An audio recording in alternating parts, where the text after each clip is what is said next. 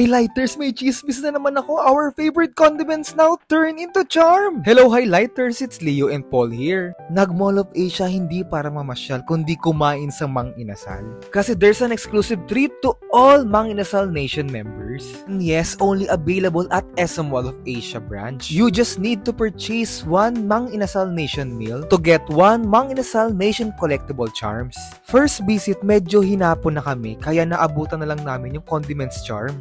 At sold out na yung other 3. But good thing, everyday daw nagre-restock ng as early as 9 AM. At make sure handa kayo sa kainan kasi it consists of only rice na PM1 or PM2 with a regular halo-halo, which is exclusively for dine-in. And syempre, a choice of your favorite drinks at Mang Inasal. Ewan ko na lang Highlighters kung di kayo matakam at maglaway ngayon habang pinapanood to. Tara kain! 1 down, 1 more cup of rice to go! Nasira tuloy yung diet namin. Looking forward, makomplete natin lahat. Yaan nyo, babalik ulit ako on the following days. Ilang araw kaya kami mag-Mang Inasal? Uy!